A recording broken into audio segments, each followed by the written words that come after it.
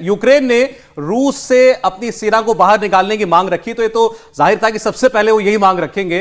Ukraine ने कहा है कि अपनी सारी फौज रूस हटाए और हमारी जमीन से रूसी फौजें वापस जानी चाहिए। ये जो बेलारूस में बातचीत चल रही है वहां से निकल करके अपडेट है। तो यूक्रेन ने अपना पक्ष साफ कर दिया है कि कुछ भी और बात होने से पहले सबसे पहले जो फौजें हैं रूस की वो वापस हटनी चाहिए। देखिए ये है अपडेट जो आया है ज़ेलेंस्की ऑफिस, राष्ट्रपति ज़ेलेंस्की के दफ्तर की तरफ से बताया गया है कि कीव ने यह मांग रखी है कि रशिया की जितनी सेनाएं हैं वो विड्रॉ होनी चाहिए, वापस जानी चाहिए। और क्राइमिया से और डोनबास से भी, क्रीमिया और डोनबास से भी। ये इसमें बड़े इंपॉर्टेंट बात है जनरल कुलकर्णी। वो केवल अभी जहां जंग चल रही है वो नहीं कह रहे हैं, वो क्रीमिया भी चाह रहे हैं, क्रीमिया से ही वापस जाओ, आप डोनबास से भी वापस जाइए। अब आप समझ सकते हैं कि ज़ेलेंस्की जो है either he has lost his balance या somebody else has lost his balance और he is now somebody's puppet।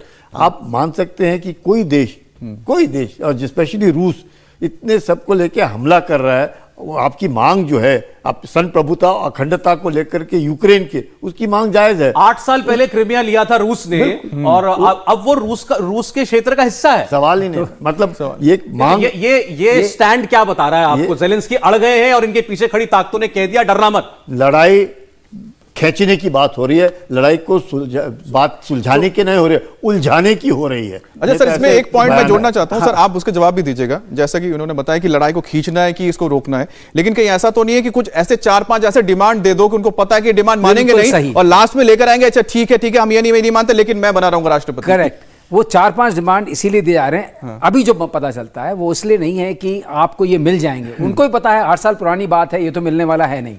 लेकिन वो कहने की कोशिश ली कि यार आप इतना डिमांड रखते हैं तो उस बात कट करके इतना मिल जाए, दैट्स गुड इनफ। ओके, तो बेसिकली उसमें नेगोशिएशन होगा, नेगोशिएटिंग स्ट्रेटजी है सर। देखिए जैसे लेकिन रियलिटी नहीं हो सकती। अक्साई चीन को भारत अपना हिस्सा मानता है, हम मानते हैं कि वो चीन के पास अवैध कब्जे में है। लेकिन अभी आपकी जो बॉर्डर टॉक्स चल रही थी इतने राउंड की, वहां पर जो टेंशन है वहां जाके तो आप ये नहीं बोलेंगे ना कि पहले हमको अक्साई चीन वापस करो फिर ये बाकी बातें करेंगे। ये तो वैसा हो रहा है। देखो बात ये है कि जब आप नेगोशिएशन टेबल जाते हो तो आप मैक्सिमम डिमांड के साथ जाते हैं, पहली बात है।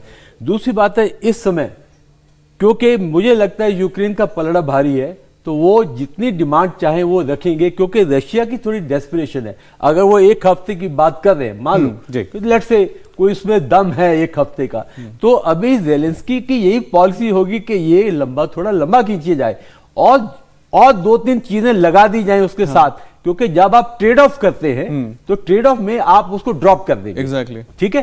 और दूसरी बात यह है कि जब हम भी बात करते हैं तो हम ये नहीं कहते कि अक्साई चीन हमने दे दिया, नहीं, वो तो एक लाइन है, line of actual control, but हमारा उस पर एक कब्जा तो नहीं हमने वापस दिया। तो ये एक ट्रेड ऑफ है, नेगोशिएशन की पॉलिसी है, बट जिसमें 2 बातें बहुत जरूरी है।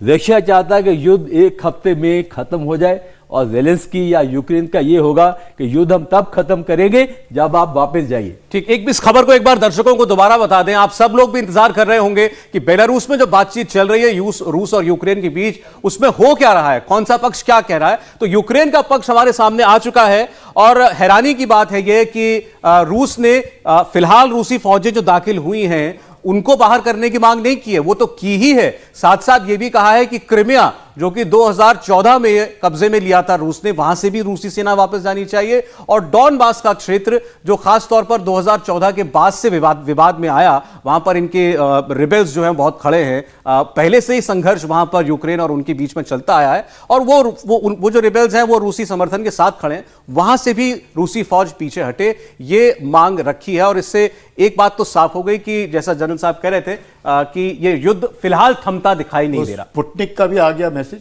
कि अब हम बातचीत नहीं करेंगे जब तक वो आपके इसमें आया है कि रशियंस हैव सेड, या उन्हें नहीं लगता है अब वो बात करेंगे। आपको लगता है ये बातचीत अब खत्म हो गई? अब इस मांग के एक्सपेक्टेड ही था, ऐसे ही था कि ये ऐसे बोलेगा ही नहीं। एक प्रोसेस है, फिर दोबारा आ जाएगी टेबल पर, फिर बातचीत टूट जाएगी, तो ये चलता रहेगा जब तक कि कोई डिसीजन ग्राउंड पर नहीं हो जाए। सौरभ, जब ऐसी जगह पर बातचीत टेबल पर तब टिकती है जब ग्राउंड पोजीशन क्लियर हो जाएगी। जिस दिन ग्राउंड पोजीशन क्लियर हो जाएगी टेबल पर बातचीत नहीं, लेकिन ये मांग अगर यूक्रेन रख रहा है तो यूक्रेन को कम से कम ये तो लग रहा है कि मैं किसी मजबूत ग्राउंड पे खड़ा हूं। बातचीत करने के लिए ऑफर दिया, बिल्कुल सही बात है। हाँ। ये नहीं सहमत है, आपको नहीं लग रहा कि नहीं? मतलब ये सेकंड लेवल ऑफ टॉक्स की बात करें या कन्वेंशनल वॉर की तरफ जा रही है? नहीं, मेरे को नहीं लगता है जेलेंस्की को मालूम है कि अब कुछ नहीं रहा है, अब बोलने में क्या जाता है वाला हिसाब किताब जो मिलेगा है। मिलेगा, क्योंकि हाँ कुछ भी नहीं, अब सवाल साफ है,